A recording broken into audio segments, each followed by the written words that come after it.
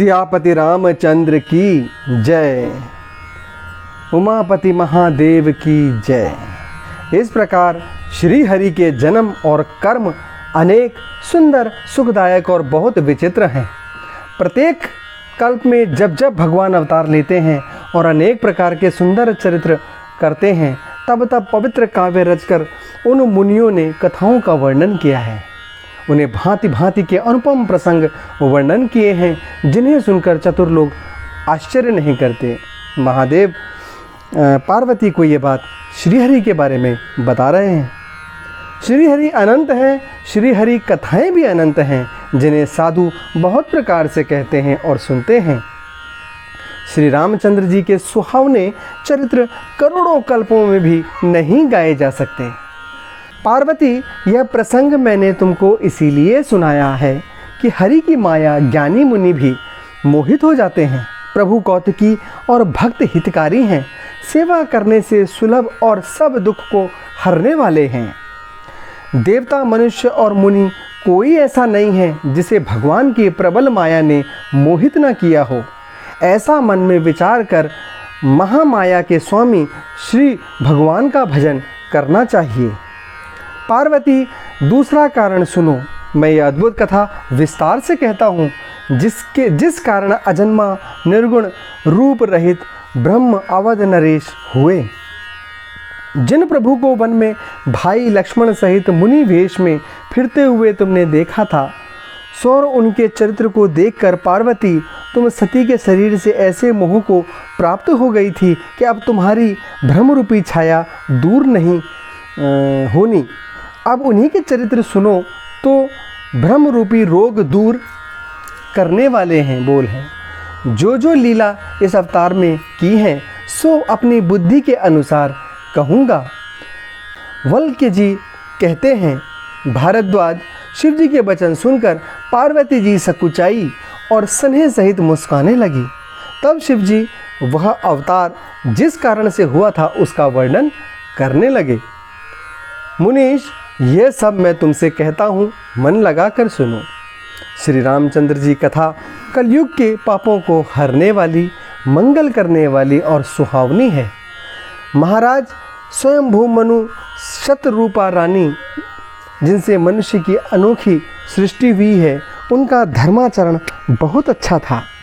आज भी वेद जिनकी मर्यादा का गायन करते हैं, उनके पुत्र राजा उत्तानपाद थे, जिनके पुत्र हरिभक्त ध्रुव हुए। मनु के बेटे पुत्र का नाम प्रियव्रत था, जिनकी प्रशंसा वेद पुराण करते हैं। देवहूति इनकी कन्या थी, जो कर्दम मुनि की प्रिय स्त्री हुई, जिसने आदि देव दीन दयालु कृपालु जी के गर्भ में धारण किया था। कपिल भगवान ने सांख्य शास्त्र का प्रकट वर्णन किया, क्योंकि वे तत्व विचार में निपुण थे।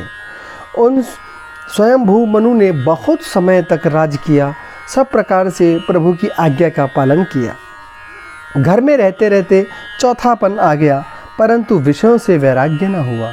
यह विचार करके मन में बहुत बड़ा दुख हुआ कि हरि भक्ति के बिना जन्म हो ये बीत गया।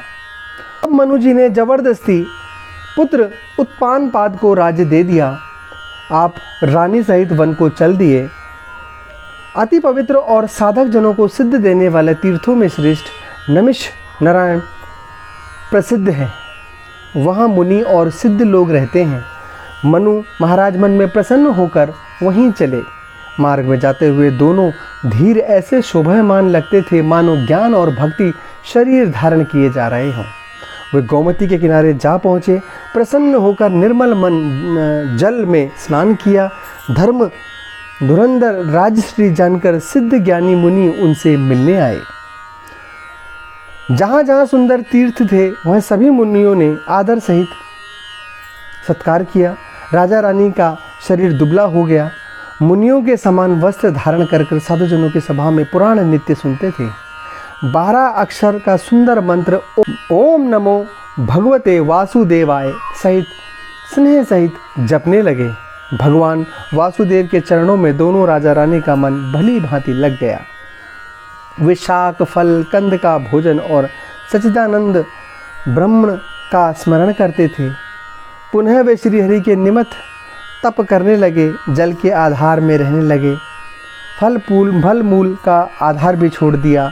मन में सदैव यही इच्छा होने लगी कि उन परम प्रभु का नेत्रों में साक्षात दर्शन करें, जो निर्गुण अनंत अनादि हैं, परमार्थ वादी पुरुष जिनका सदैव ध्यान करते हैं, जिन प्रभु को वेदों ने नेत नेति कहकर निरूपण किया, जो सर्वदा आनंद स्वरूप उपाधि रहित अनुपम हैं, जिनके अंश से अनेक शिव ब्रह्मा श्री हरि भगवान उत्पन्न होते हैं।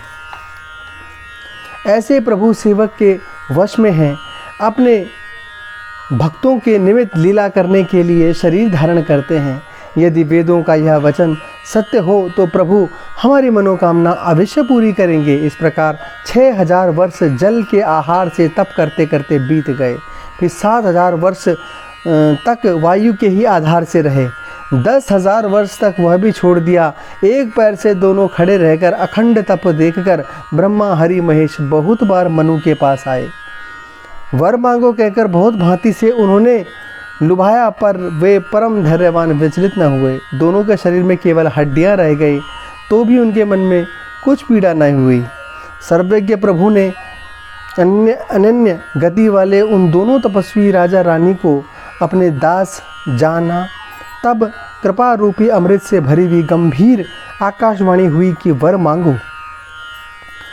मरे हुए को भी जो जिलाने वाली सुंदर वाणी कानों में होकर जब हृदय में आई, तब उनका शरीर ऐसा हष्टपुष्ट हो गया मानो अभी वो घर से आए हैं।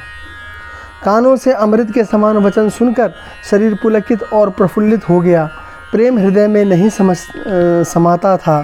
तब मनु जी दंडवत करके बोले, भक्तों के कल्पवृक्ष में कामधेनु ब्रह्मा हरि महेश आपके पदरज की वंदना करते हैं। आप सेवा से सुलभ संपूर्ण सुखों के देने वाले हैं। आप दोनों के पालक, सब चराचर के स्वामी हैं, अनाथों के हितकारी।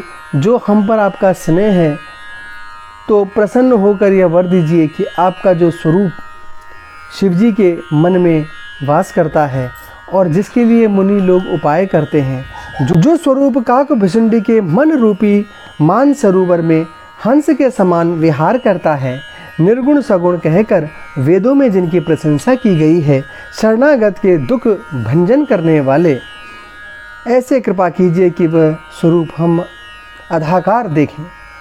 राजा रानी के कोमल विनय से पूर्ण प्रेम भरे वचन भगवान को बहुत प्रिय लगे।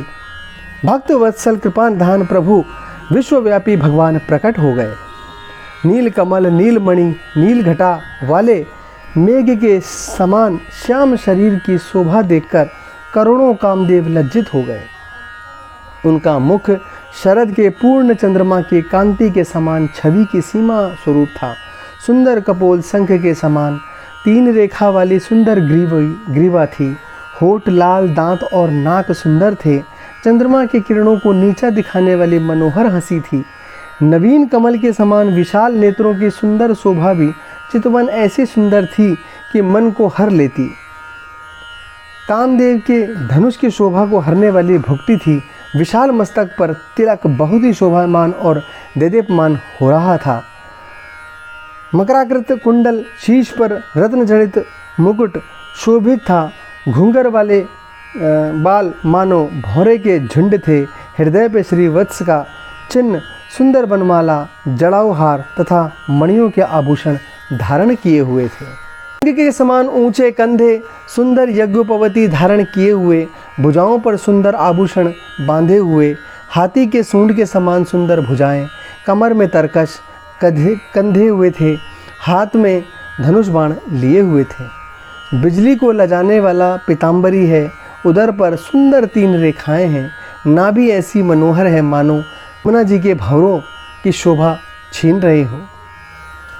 जिसमें मुनियों के मन रूपी भौरे बसते हैं, उन चरणों की शोभा नहीं कही जा सकती।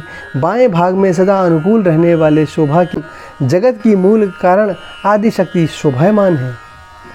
जिनके अंश से गुणों की खान असंख्य लक्ष्मी पार्वती ब्राह्मणी उत्पन्न होती हैं तथा जिनकी भौवें के संकेत मात्र से जगत उत्पन्न होता है, वही श्री सीता जी श्री राम जी की बाईं ओर स्थिर है।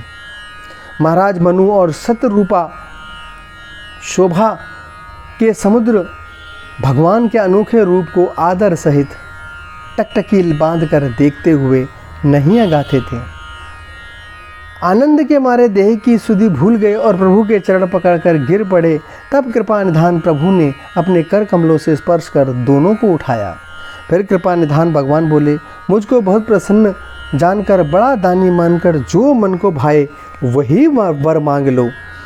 प्रभु के वचन सुन हाथ जोड़कर धीरज धरकर मधुर वाणी से बोले, नाथ, आपके चरणों कमलों के दर्शन कर हमारी सब मनोकामनाएं सिद्ध हो गई हैं, परंतु मेरे मन में एक बड़ी लालसा है, वह सुगम अथवा कठिन है, यह कहा नहीं जाता।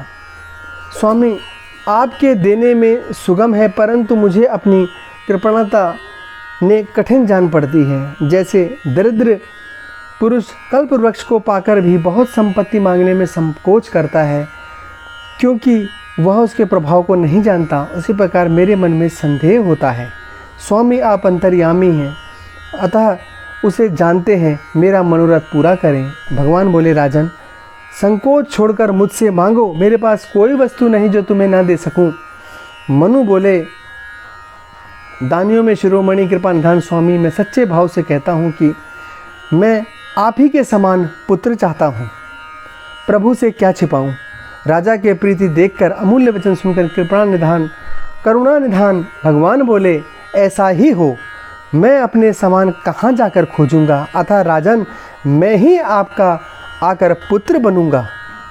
शतरूपा को हाथ जोड़कर देखकर भगवान बोले, देवी, तुम्हें अच्छा लगे सो वर मांग लो। शतरूपा ने कहा, नाथ, चतुर राजा ने जो वर मांग लिया, कृपालु, मुझे भी यही प्रिय है, परंतु प्रभु, यह बहुत ही ढीठपन है।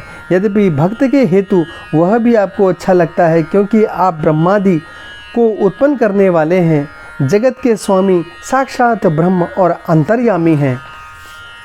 ऐसा समझने से मन में संदेह होता है, परंतु प्रभु ने कहा, वह ठीक है।